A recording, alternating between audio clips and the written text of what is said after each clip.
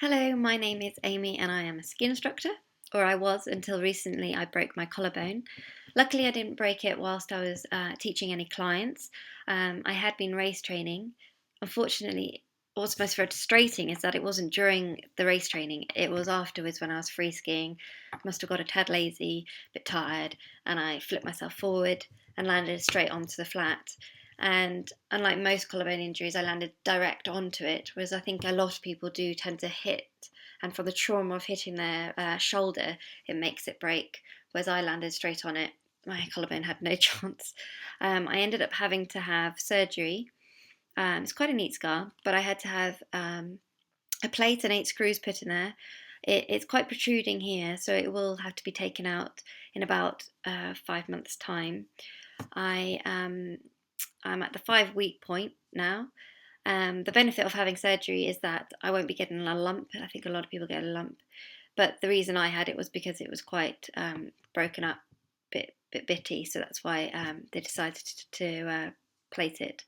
But I'm recording this now to give you some 5 tips that I do and hope will help my healing, and believe it will, and perhaps you will find them helpful too. So here we go. So, tip 1 is to relieve aching muscles. As you can imagine, if you've had your arm like this for several weeks because you've had it in a sling, you'll have a lot of tension up here in your shoulders and also down your back. So my grandma gave me this beanbag, which you heat up in the microwave and you lie it on your back and it warms you up and warms the muscles up and relieves a lot of tension. It's really good. You only have to put it in for like 2.5 minutes and it stays warm for quite a long time.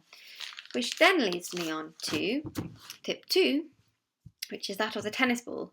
I found this really useful because I have a lot of pain down in between my shoulder blades. So I just put it on a chair, maybe on your bed or wherever, and you press onto a sore spot for about 20 to 30 seconds or so, and then you move on to the next sore spot. I seem to have a few sore spots down there. So that helps to just relieve a little bit of tension. I've still got sore spots there now, but hopefully eventually it will sort of start to release and feel a lot looser as I heal more.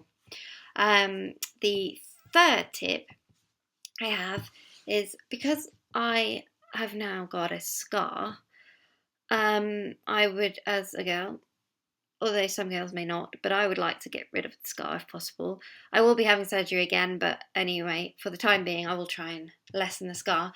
And I have this thing called Wonder Oil. I think a lot of people use a product called Bio Oil, which I think is probably the one I could recommend because I do know that that is for scars and people use it for scars. I don't know if people use this for scars. It's just something I had in my cupboard that I never ended up using, and it's supposed to be for good hair and skin and stuff like that. So because it's supposed to be for skin, hair, and all that, I thought give it a go. It can't do any worse, so I'm hoping it will do something, and I can also give you an update maybe and let you know if it works. And my fourth tip is to eat well. Lots of fresh vegetables, fruit, plenty of protein and calcium and milk. And then also you could take some dietary supplements. I have taken calcium as it's an obvious one for your bones. And that is also in conjunction with magnesium, which apparently is also very good for building strong bones. You can buy that in a tablet format that comes together as calcium and magnesium. And then I've also taken vitamin C because that's great for your immune system, which as your body's working harder, you may need some extra help with that. And it's also very good for strong bones as well, which is what we need. There's loads of other types of supplements we could take, like glucosamine, which is good for joints, and also something called ZMA, which is zinc, magnesium, and something else. So you could really go to town on it.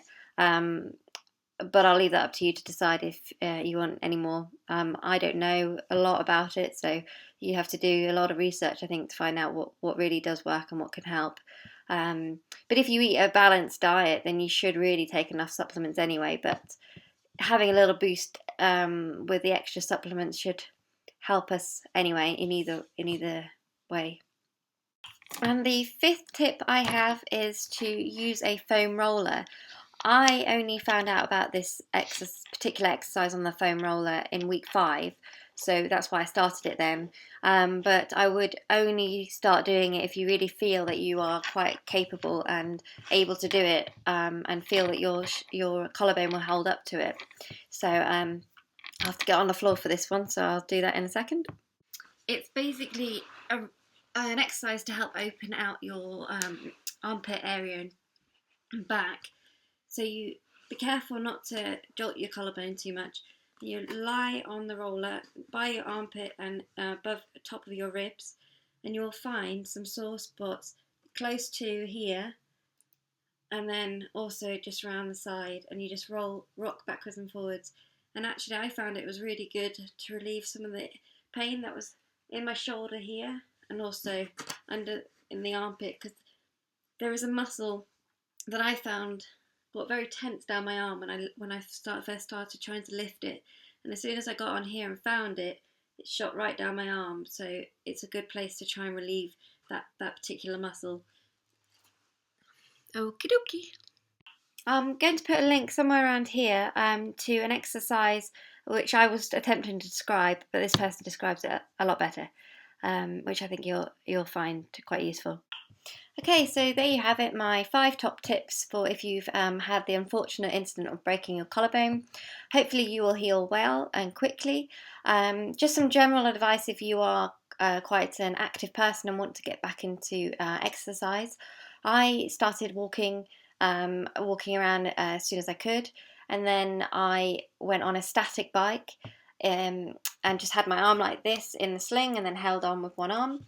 If you don't have access to a static bike, you can buy these special frames that fixate the bike and stop it from riding off down the hill, which is quite good if you want to do that.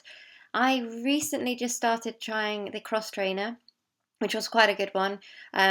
You have to be careful though, because obviously you're moving your arms a lot. I just had my arm slightly lower down just for mobility reasons, and I'm sure and on the lowest resistance, but I'm sure that will be able to be increased quite soon. And then I continued to do some squats and sit-ups and things that didn't involve using my arm, but I still do the physio exercises that my physio gave me, and they're really good. So follow the advice of your physio to do the things that you need to do with your arm. That's it from me. I hopefully will be healing really quickly, because I'm eager to get back into ski instructing, doing what I'm passionate about and love, and I'm missing it very much. So hopefully, if it's not this season, then I'll be definitely back next season ski instructing again. All right, bye bye.